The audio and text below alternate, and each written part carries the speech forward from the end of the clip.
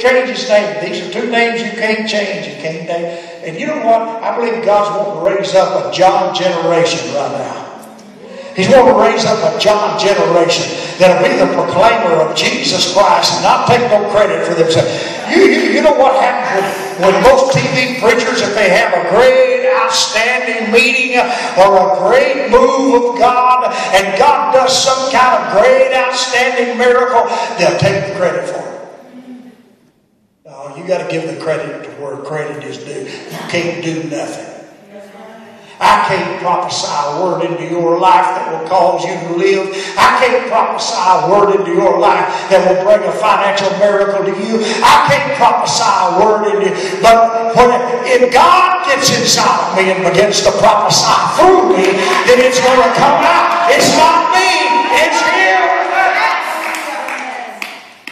I'll never forget, many years ago, Sharp and I started a revival in a little church out in the middle of cotton fields and cornfields, and it's just a little bitty 2x4 church.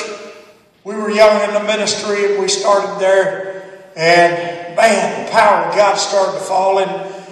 People, they would drive down the road, and while they're driving down the road, they'd get up out of they'd just pull their car over off the side of the road, and they'd get out of their car and climb over a barbed wire fence and come over and listen and hear the music and the singing. We'd got so big until we had to move out of the church. We'd moved outside and just strung up lights. And so we're outside now, and the power of God. But just before we moved out, the Lord spoke to me one night and said this. He said, I'm fixed to let it be known where you're at. We hadn't run real big crowds up until then. And he said, I'm going to let it be known where you're at. Have you ever stopped to think about whenever God lets it be known where you're at? You may think you're over here in the warehouse. You may think that but this is a strategic place. God's got you here for a purpose. And He's going to speak to some folks and let them know where you're at. So now here we're having a meeting in the power of God, and all of a sudden we're still inside the church at this particular time, and the side door of the building opens up, and when it opens up, I see red lights are flashing and blue lights, and I thought, my God, what's the police doing out there? And all of a sudden, here walks in two officers, two hospital nurses, two doctors, and an ambulance driver. Rolled a stretcher right up in front of me of a boy that had been shot while robbing a 7-Eleven store. And one of the young men that had got saved in that revival went and told the chief of police, said, if you'll let me take him to our revival, who was a Pentecostal believer, he said, this boy will get healed, get saved, and get filled with the Holy Ghost. So the chief of police says, well, all right, if you can talk the nurses and the doctors into going with you, I'll assign two officers to go because he's under arrest, you know. And said, I will assign two officers to go. And said, I know Dwight Jones, so yeah, okay, we'll let him go out there. So here they are. They rolled him up right here in front of me. And that young man was right there standing there. He said, Brother Jones, you got about 5 to 10 minutes to get him saved, filled with the Holy Ghost, healed, delivered, and set free. I said, thank you. I said to the congregation, I said, stand with me, please. Everybody stood. I said, stretch your hands this way. God's going to give us a miracle. He was in a cast from here all the way down to his ankles. His spine had been severed.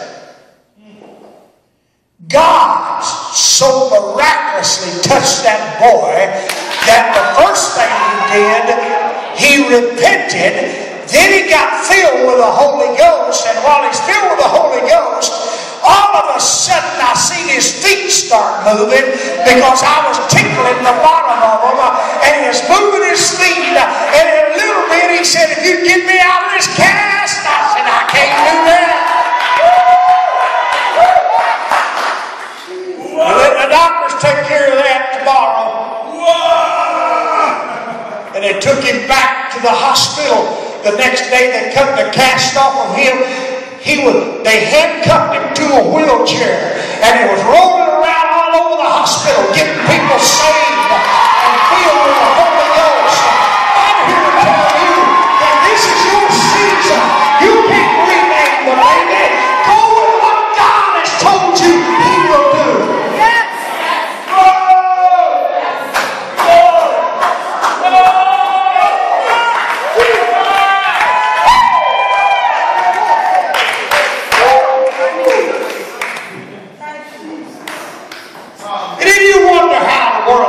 Faith to believe God for miracles. How in the world I got faith that God can heal my head and heal my liver, and how He can do this and do that for me in my body. Ladies and gentlemen, if I stood here tonight, I could start tonight and go through the rest of the week, and it would take day and night both to tell you the miracles that has took place in my family. My wife is here as a witness. Miracle after miracle after miracle after miracle has took place in my mother and my father, and in me and my sister. My sister had a birthmark all the way down one side of her body, and God miraculously healed her in one night and erased that ugly looking purple birthmark, and today she don't carry any trace of it unless she gets mad or upset.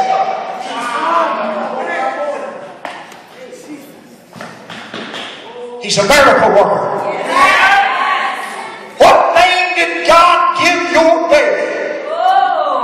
You're about to give birth to something. You're about to give birth to something. You're about to give birth. You're about to give birth to something. Even those ancient prayers, even those things you forgot about, let God remind you of them, because you're about to give birth to something fresh, something new. I'm not just talking about the Spirit. If you need it in the natural, God will do that too.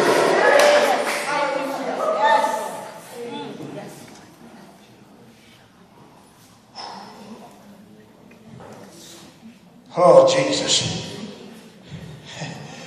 I haven't even braced this the way I planned on bracing it.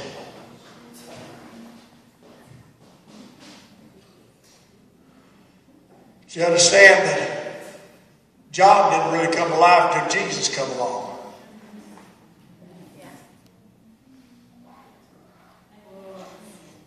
He's yet in his mother's womb. 6 months difference.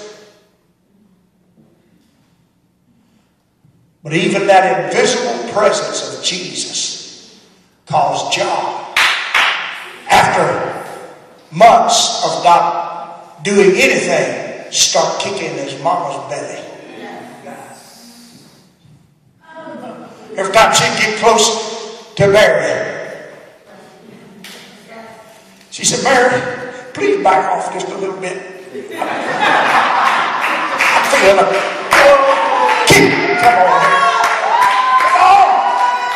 I believe it's about time that the church begin to realize that you got to start kicking. You're not some dead something laying on the backside of nowhere. It's time to start kicking. Take your authority in God and say, "I'm coming out. I'm going over the top. This is my hour. This is my season. This is what God has promised me. My baby's on the way. My baby's on the way.